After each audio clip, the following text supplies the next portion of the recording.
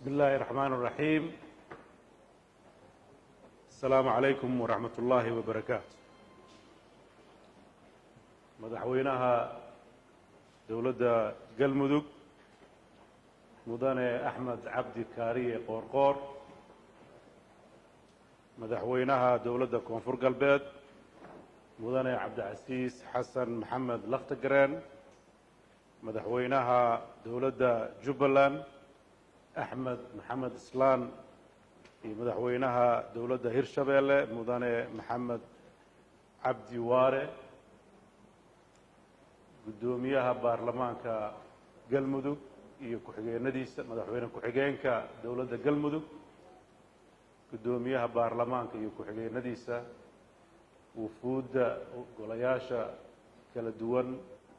ee labada gole ee aqalka sare iyo aqalka hoose ee dowladda federaalka ah, wufuudda la socotay madaxweynayaasha ee heerarka kala duwan leh, bulshada rayidka ah, dhammaan ka soo qaybgalayaasha iyo magaalada dhuusamareeb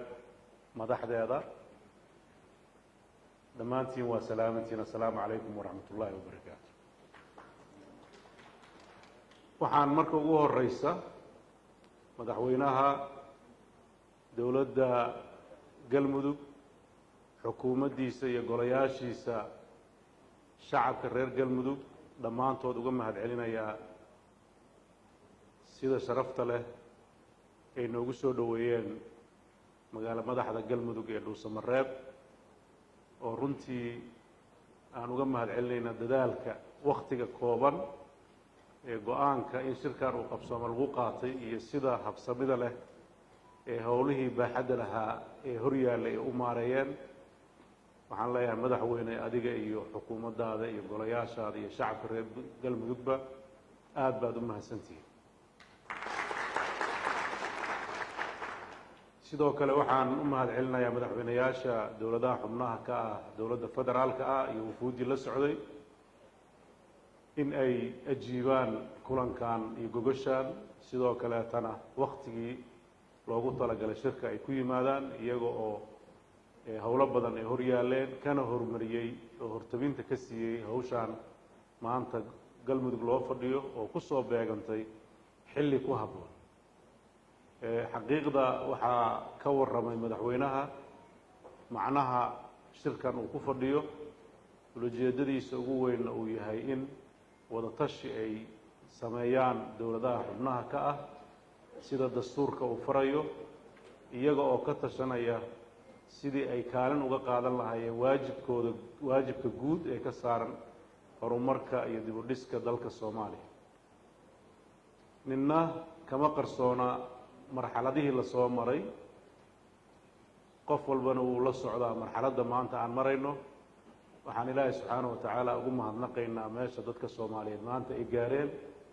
waxaa daliil u ah dhismihii iyo wakhtigii la soo baxshay iyo horumarkii dowladnimo ee dadka Soomaaliyeed ee muddada uu maalgelinayay. waxaa daliil ugu filan shirka maanta aan fadhino, maamuuska iyo sharafta iyo sida loo hagay ayaa waxay ku filan tahay dadka Soomaaliyeed inay diyaar u yihiin, bisayl fiican ay u qabaan inay dalkooda maamushaan, kuna filan yihiin.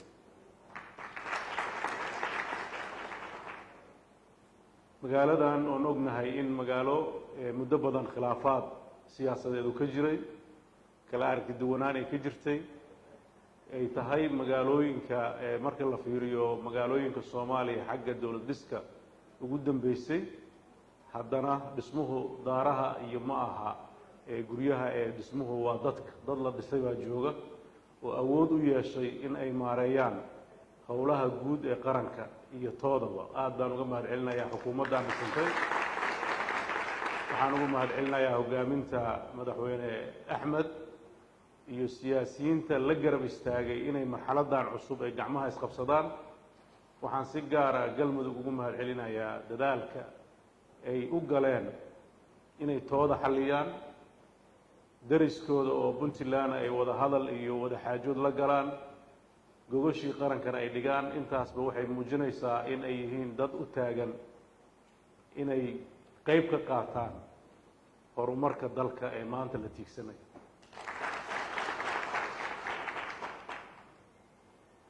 furitaankii shirka madaxweynaha ku filnaa annaga waxaan cabiraynaa keliya sidaan raalliga uga nahay in aan shirkan ka soo qayb galno oo taladiisa aan wax ka lahayn oo maanta aan u fadhinno oo aan ka rajaynayno inay ka soo baxaan wax dadka Soomaaliyeed oo dhan ay ku diirsadaan oo walwalka ka hayay mustaqbalka dhinaca doorashada laga gudo dabcan walwalkaas mararka qaarkood wuxuu ka imaanayaa xaaladaha la jecel yahay iyo duruufta lagu jiro dabcan dalku muddo badan wuxuu ku taamayay in uu ka baxo nidaamka doorasho ee muddada 20 sano aan ku soo dhaqmaynay oo loo gudbo nidaam dimuqraadiya oo qof iyo cod waana waxa qof kasta oo Soomaaliya uu tiigsanayo laakiin waxa la rabaa markii tiigsigaas waqtigu soo dhawaado ay u muuqato in la xaqiijin waayo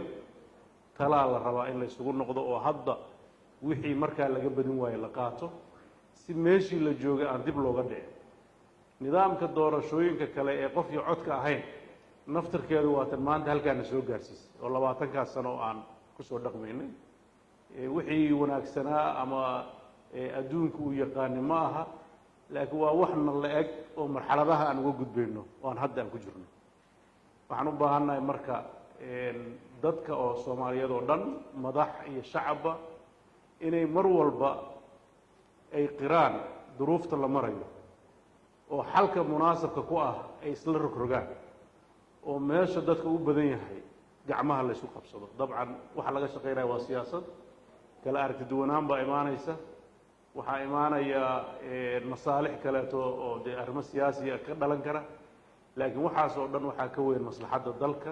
midnimadiisa horumarkiisa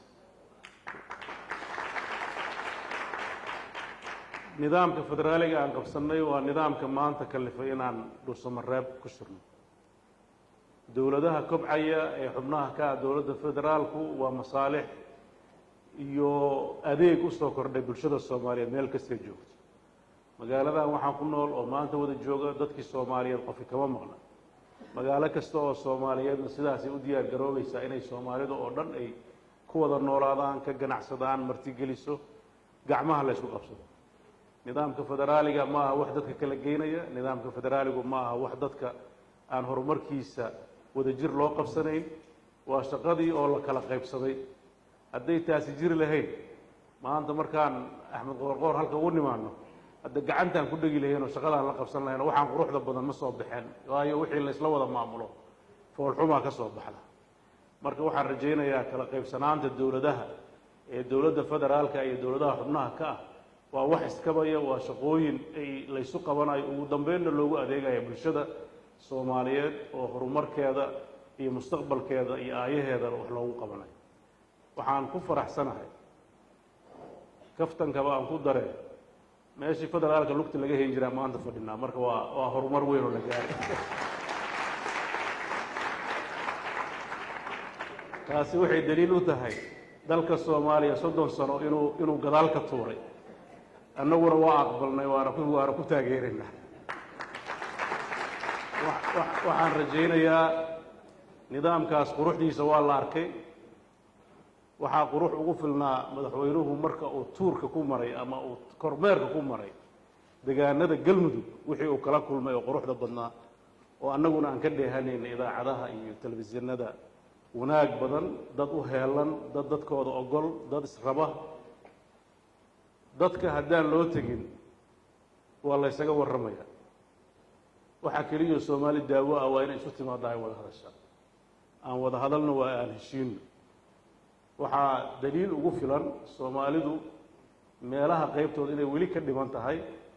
kulankeenii ugu dambeeyay ee aan gaalkacyo ku yeelanay anaga iyo dowladda Galmudug isbuuc ka hor howlo badan oo Galmudug laga waday waxa lagu guuleystay dariiqyo 30 sano xirnaa in la furo dadka Soomaaliyeed hadday runtii isku sheegeen wax ka xumo been isku sheegayaan mararka qaybtooda waxaa moodaa waayadan dambe in dadka la ismarin habaabinayo waxaan aaminsanahay Soomaali waa kala shakisantahay weli waa xaqiiqo jirta waxa kaliya ku xalin kartana waa inay aqbasho inay wada hadlaan oo isxaliyaan oo hore u socdaan uusan been isu sheegin siyaasaddan la iska daba wareegayo waxaan ku talin lahaa anigu in laga baxo dalkeenna waa ku filannahay dadkiisu dalkeenna waa ka badan yahay degaanadeennu nolosha hadda ay ku nool yihiin waxay nagu noqonaysaa dembi waad og tihiin dalkii meelo yaryar baa ka iftiimaya dalkii dibadhac weyn baa ka jira dadkiisii adeegyadii aasaasiga ama haystaan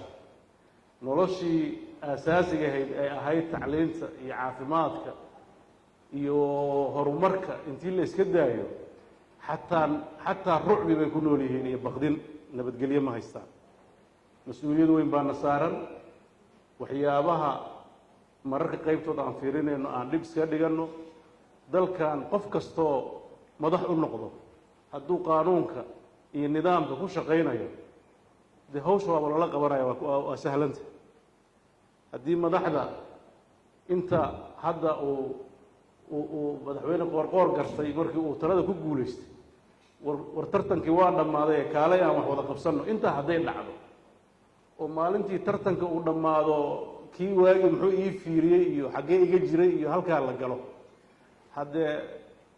hadalka fiican oo ayaantan waqooyi ka soo baxo ila meeraysadaa lagu dhammaysanaya waqtiga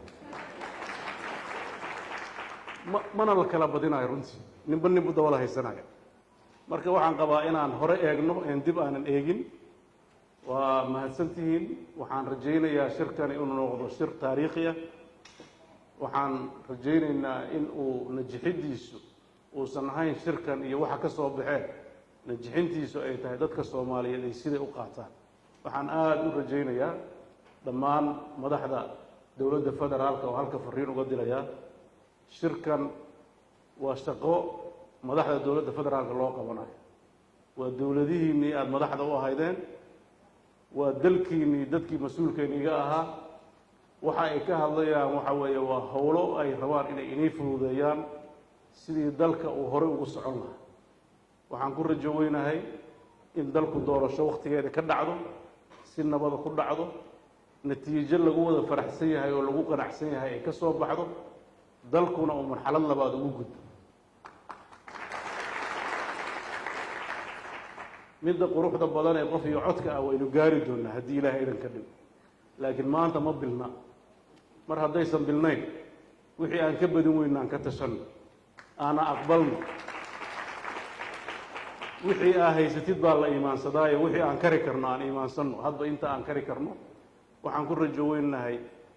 ambishanka badan oo runtii sida caalamku nala jecel yahay waa tixgelineynaa laakiin tabarteenna aan guureynaa haddii ilaah idan ka dhigo waxaan beesha caalamka aan halka runtii uga dirayaa baaq oon ugu mahad celinayo muddadii dheerayd siday dadka soomaaliyeed u garab taagnaayeen siday qayb ugu ahaayeen siday dadka soomaaliyeed cagahooda ugu istaagi lahaayeen taageerada joogtada ah waan uga mahad celinaynaa sidoo kaleetana waxaan aada u rajaynaynaa annagaa ka xog ogaalsana wixii aan ka badin weyno inay nagula qancaan oo inagu garab siiyaan waxaa mararka qaarkood siyaasadda soomaaliya wareeriya dana kala duwan iyo aragtiyo kala duwan oo aan dadka soomaaliyeed keliya ku koobnayn ee dana dhinacyo kaleeta ka yimaado waxaan rajaynayaa dadka soomaaliyeed inay walaalahooda iyo saaxiibadooda waxay tarayaanna ay yaqaanaan waxa iyaga ay kala mudan yihiin oo istarayaanna ay u caddahay waxaan runtii jeclahay inaan baaq kaleeto u diro dadka soomaaliyeed meel kastay joogaan filashada ballaaran ee galmudug laga filayo galmudug waxa laga filaayo ninkii galmudug yaqaan wuu yaqaanaa waa dad wax walba kara wixii hore ay sameeyeenna wax fiicanna waa karaan hadda waana ka sugaynaa insha allah aad baan ugu kalsoonahay kartida iyo dadaalka